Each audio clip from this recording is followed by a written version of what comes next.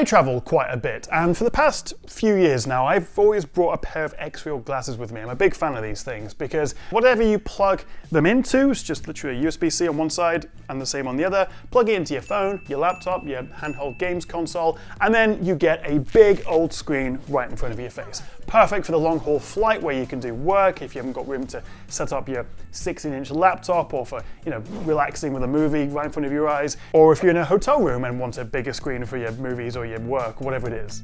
These guys have been around for a few years now, but there is a new one, and there's this thing.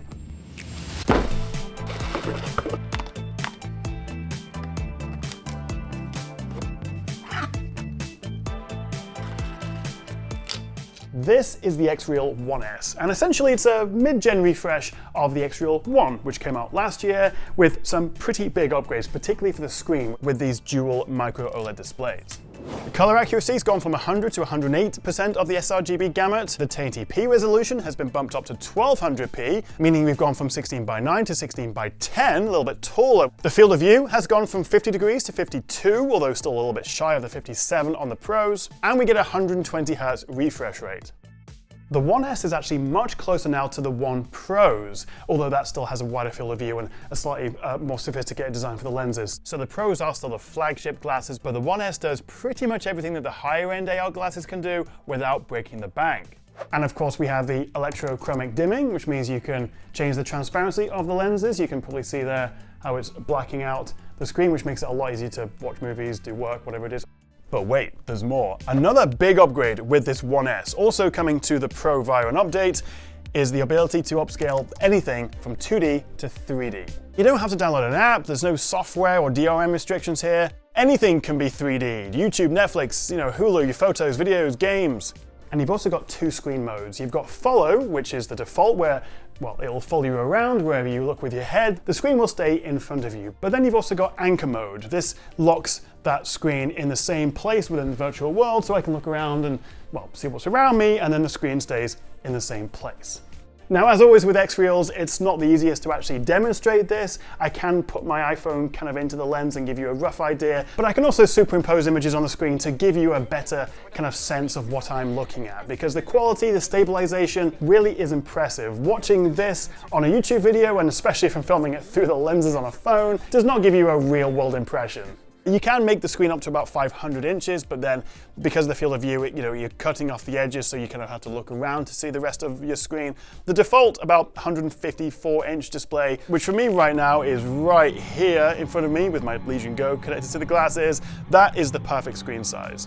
But let's just back up for a second. What's the point of these and how are they different from something like this? Well, the Apple Vision Pro is a VR headset, virtual reality. And unlike VR and AR, which augments the world around you, this is essentially just another display. It's mirroring your phone, your laptop, your games console, whatever it may be, in front of your face. It's an external display tethered to your device. There are, of course, other brands that make similar glasses to these, but if you've been following my channel for the last few years, I've reviewed basically every single one of these Xreal glasses, and in my mind, these are the best on the market, and there's a few reasons for that. The combination of the design, this is genuinely comfortable to wear. I can happily have this on my face for hours and hours, unlike a Vision Pro. It also uses Xreal's own X1 chip and also their optical engine, which means it's incredibly stable, there's no drift, you're not going to get motion sick, and it also unlocks that anchor mode.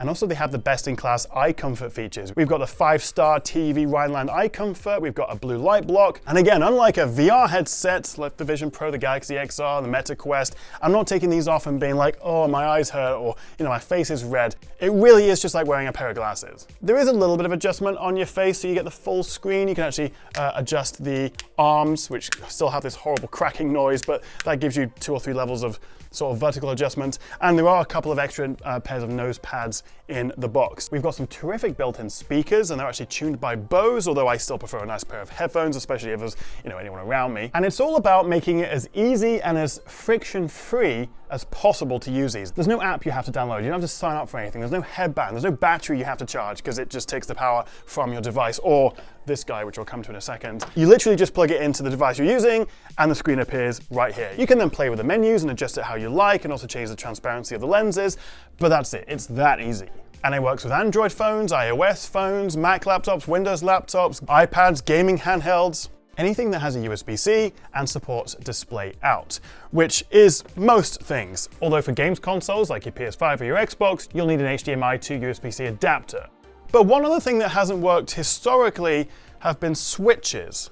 Until now, as well as the new glasses, which actually also have a very nice new blue color to them. Actually, it looks a lot smarter than the old glossy black.